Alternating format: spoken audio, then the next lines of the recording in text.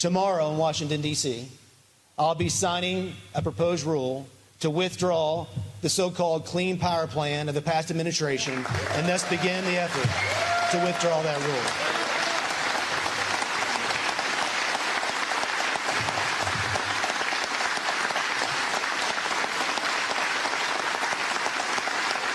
The President sent a message.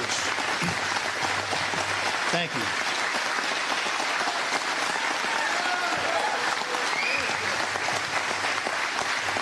It's good for Eastern Kentucky to hear that, right? No better place to make that announcement than in Hazard, Kentucky. And I'll tell you, when you think about what that rule meant, that rule really was about picking winners and losers. You know, regulatory power should not be used by any regulatory body to pick winners and losers. The past administration was unapologetic. They were using every bit of power, every bit of authority to use the EPA to pick winners and losers and how we generate electricity in this country. And that's wrong. What we ought to be about as an agency, and this is not the most profound statement you may hear this year, but regulations ought to make things regular.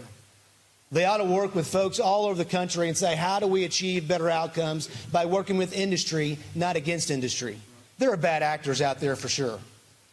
But it's not a premise or an option that we start with that all industry cannot or doesn't want to work with the EPA in achieving good outcomes. You know, as we do our business at the agency now, as the leader indicated, we're getting back to the basics.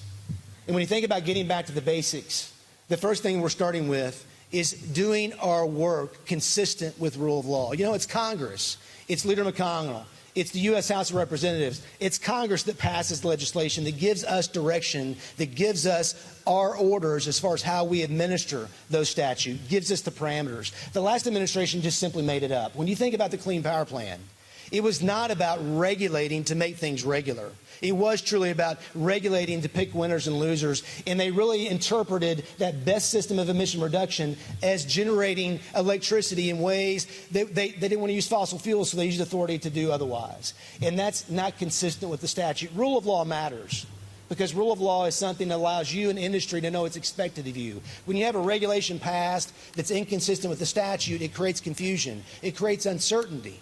And that's what happened with the past administration.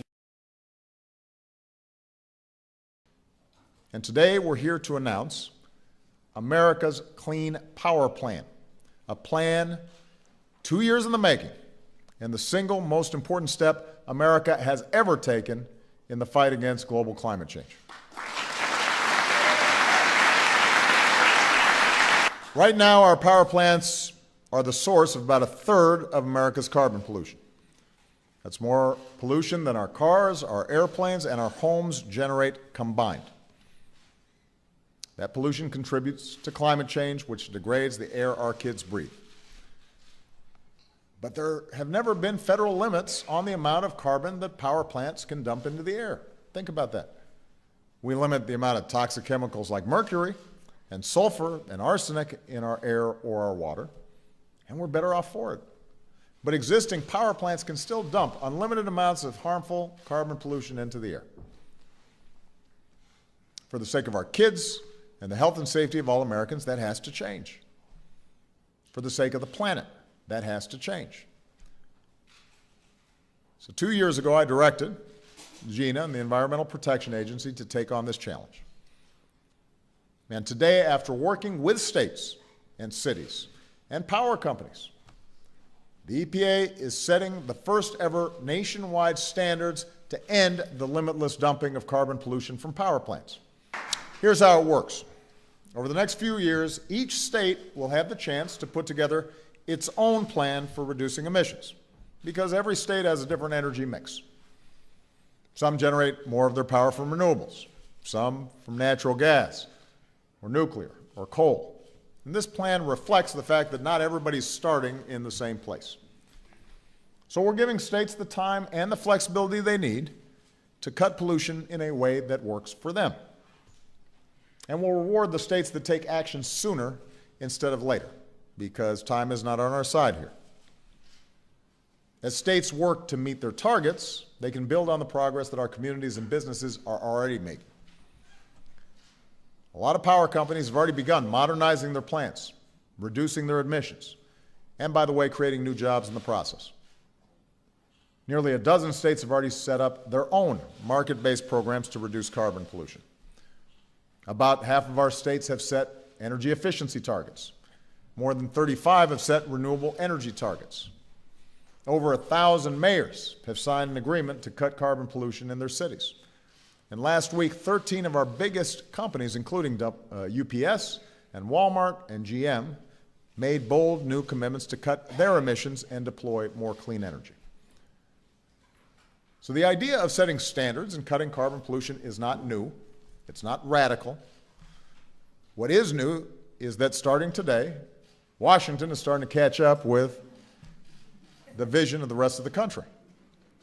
And by setting these standards, we can actually speed up our transition to a cleaner, safer future.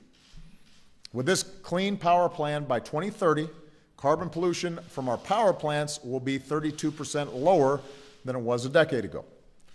And the nerdier way to say that is that we'll be keeping 870 million tons of carbon dioxide pollution out of our atmosphere. The simpler layman's way of saying that is that it's like cutting every ounce of emission due to electricity from 108 million American homes, or it's the equivalent of taking 166 million cars off the road. By 2030, we will reduce premature deaths from power plant emissions by nearly 90%. And thanks to this plan, there will be 90,000 fewer asthma attacks among our children each year.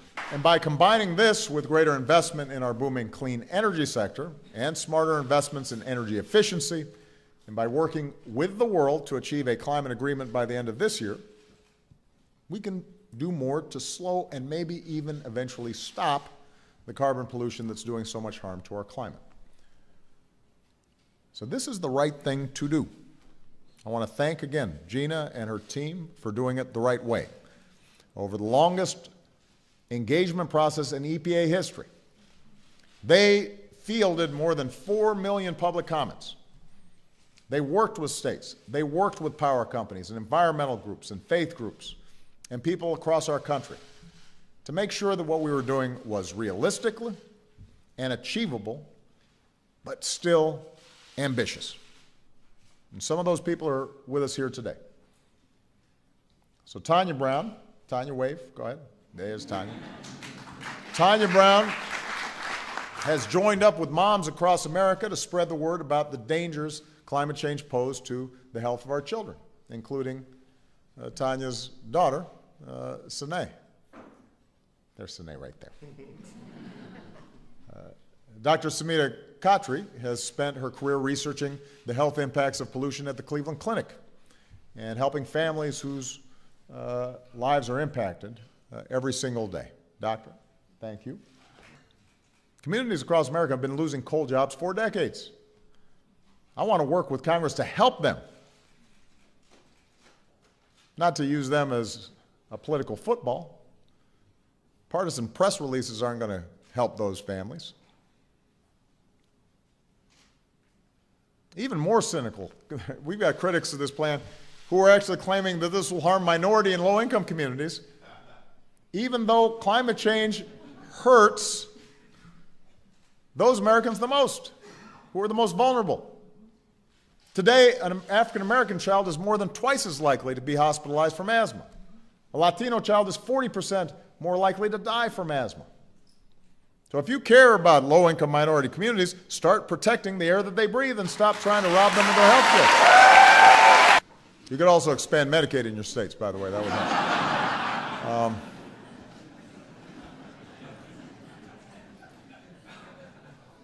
Here's the thing. We've heard these same stale arguments before. Every time America's made progress, it's been despite these kinds of claims. Whenever America has set clear rules and smarter standards for our air, our water, our children's health, we get the same scary stories about killing jobs and businesses and freedom. It's true. Yeah, I'm going to go off script here just for a second. Because this is important, because sometimes I think we feel as if there's nothing we can do. Tomorrow's my birthday, so I'm starting to reflect on on age. And in thinking about what we were doing here today, I was reminded about landing in Los Angeles to attend college as a freshman, as an 18-year-old. And it was late August. I was moving from Hawaii. And I got to the campus, and I decided I had a lot of pent-up energy, and I wanted to go take a run. And after about 5 minutes, suddenly I had this weird feeling like I couldn't breathe. And the reason was back in 1979, Los Angeles still was so full of smog that there were days where people who were vulnerable just could not go outside, and they were fairly frequent. And folks who are older than me can remember, the Cuyahoga River burning because of pollution, and acid rain threatening to destroy all the great forests of the Northeast. And you fast forward 30, 40 years later, and we solved those problems. But at the time, the same characters who are going to be criticizing this plan were saying this is going to kill jobs. This is going to destroy businesses. This is going to hurt low-income people. It's going to be wildly expensive. And each time they were wrong.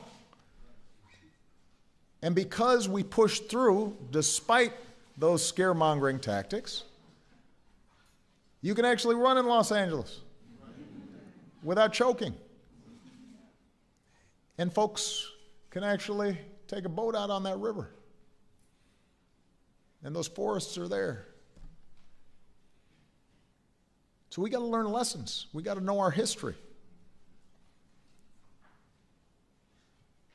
The kinds of criticisms that you're going to hear are simply excuses for inaction. They're not even good business sense. They underestimate American business and American ingenuity. In 1970, when Republican President Richard Nixon decided to do something about the smog that was choking our cities, they warned that the new pollution standards would decimate the auto industry. It didn't happen. Catalytic converters worked. Taking the lead out of gasoline worked. Our air got cleaner. In 1990, when Republican President George H.W. Bush decided to do something about acid rain, said the bills would go up, our lights would go off, businesses would suffer a quiet death. It didn't happen. We cut acid rain dramatically, and it cost much less than anybody expected because businesses, once incentivized, were able to figure it out. When we restricted leaded fuel in our cars, cancer-causing chemicals in plastics, it didn't end the oil industry, it didn't end the plastics industry. American chemists came up with better substitutes. The fuel standards we put in place a couple of years ago didn't cripple automakers. The American auto industry retooled. Today our automakers are selling the best cars in the world at a faster pace than they have in almost a decade. They've got more hybrids and more plug-ins and more high fuel-efficient cars, giving consumers more choice than ever before and saving families at the pump. We can figure this stuff out as long as we're not lazy about it. As long as we don't take the path of least resistance. Scientists, citizens, workers, entrepreneurs, together as Americans, we disrupt those stale old debates, upend old ways of thinking. Right now, we're inventing whole new technologies, whole new industries, not looking backwards, we're looking forwards. And if we don't do it, nobody will. The only reason that China is now looking at getting serious about its emissions because they saw that we were going to do it too. When the world faces its toughest challenges, America leads the way forward. That's what this plan is about. Now, I don't want to fool you here. This is going to be hard, dealing with climate change in its entirety. It's challenging. No single action, no single country will change the warming of the planet on its own. But today, with America leading the way, countries representing 70% of the carbon pollution from the world's energy sector have announced plans to cut their greenhouse gas emissions. In December, with America leading the way, we have a chance to put in place one of the most ambitious international climate agreements in human history. And it's easy to be cynical and to say climate change is the kind of challenge that's just too big for humanity to solve. I am absolutely convinced that's wrong. We can solve this thing, but we have to get going. It's exactly the kind of challenge that's big enough to remind us that we're all in this together.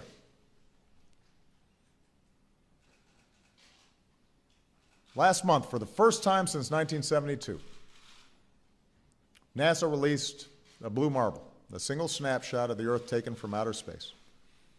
And so much has changed in the decades between that first picture and the second. Borders have shifted, generations have come and gone. Our global population has nearly doubled. But one thing hasn't changed. Our planet is as beautiful as ever. It still looks blue. And it's as vast, but also as fragile, as miraculous as anything in this universe. This blue marble belongs to all of us. It belongs to these kids who are here. There are more than 7 billion people alive today. No matter what country they're from, no matter what language they speak, every one of them can look at this image and say, that's my home.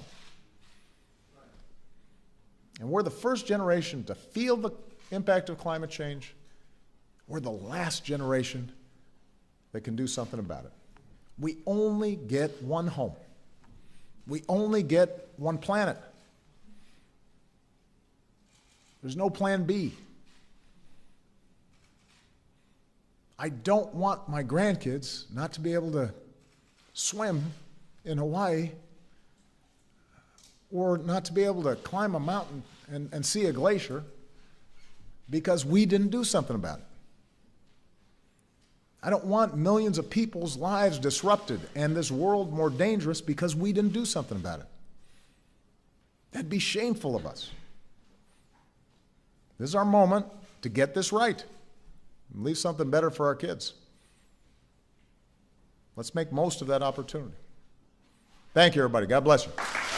God bless the United States of America. Thank you.